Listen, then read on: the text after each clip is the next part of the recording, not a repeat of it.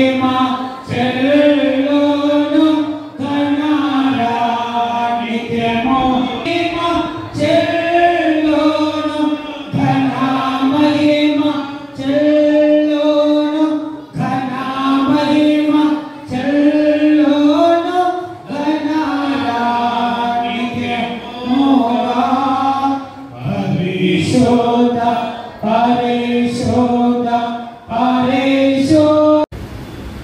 మేము చిన్నప్పుడు ఇక్కడే చదువుకున్నాము.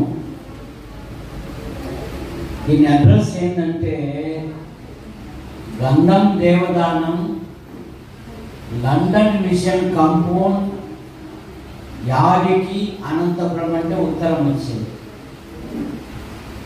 ఈ CSI church south of India అట్టడుగులో ఉన్న మమ్ములను సమాజంలో మీరు కూడా స్వతంత్రంగా చదువుకోవాలని దొరలు త్యాగం చేసి వాళ్ళ దేశాలను వదిలిపెట్టి ఇక్కడ ప్రారంభించారు.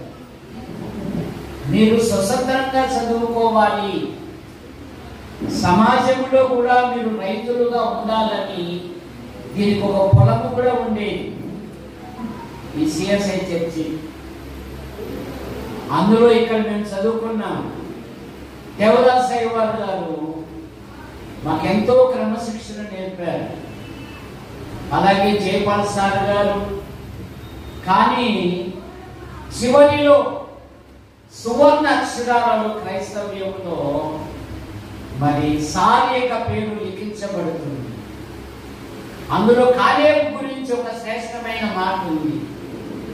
మోషే వాగ్దాన దేశమునకు నన్ను పంపినప్పుడు 40 సంవత్సరాలు, ఇప్పుడు నాకు 80 సంవత్సరాలు అయినా కొండ ఎక్కుటకు దిగుటకు నాకంతే బలం ఉంది అన్నాడు.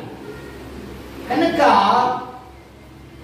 మన ఆధ్యాత్మిక జీవితంలో కాలేబులాగా, కాలేబు అనగా పరాక్రమశాలి, కాలేబు 12 గోత్రాలలో ఒకడు, కాలేబు విశ్వాస వీరుడు, కాలేబు మంచి మనసుతో వెంబడించిన వాడు, కాలేబు దేశాన్ని గురించి సాక్ష్యం ఇచ్చిన వాడు, కాలేబు విజయవంతుడు.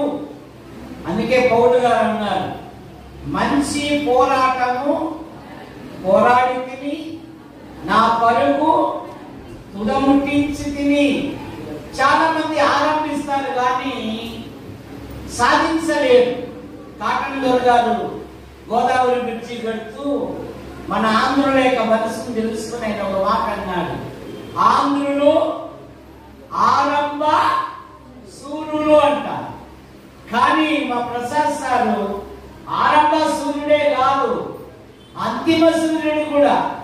ఆయన ఆశ్చర్యకరంగా తనకిచ్చిన పదవిలో నింద లేకుండా భార్య భర్తలు జకర్య ఎలిజబెత్తుల వల్లే దేవుని కొరకు సాక్షులుగా నిలబడి మరి భూమి మీద వాళ్ళ యొక్క గ్రామంలో దేవునికి ఒక మందిరాన్ని కూడా నిర్మించారు అంటే అది గొప్ప ధన్యత.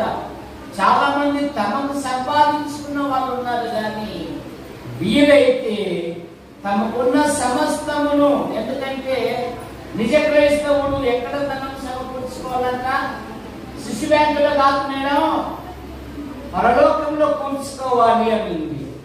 మానవుడు పాపంలో పుట్టి పాపంలో పెరిగి పాపంలో జీవిస్తూ పాప పరిహారం కొరకై అనాది నుండి అనేకమైన ప్రయత్నములు చేస్తున్నాడు.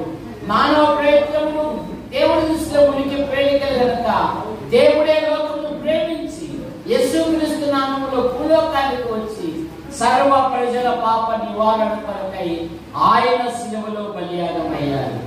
యోహాను సువార్త 5:24లో నా మాట విని నన్ను పంపిన వాని యందు విశ్వాసముంచు ప్రతివాడు నిత్య జీవం గలవాడు కనుక ఇంకా ఈ సభలు ఎవరైనా ప్రభుని అంగీకరించకపోతే ప్రభు అయిన యేసు అంగీకరించాలని మనవి చేయొచ్చు. మా ప్రియులకు పెద్దలకు నాకు ఇచ్చిన అవకాశాన్ని బట్టి ప్రభుని స్తుతిస్తూ ఉన్నాను. గురువులందరికీ కూడా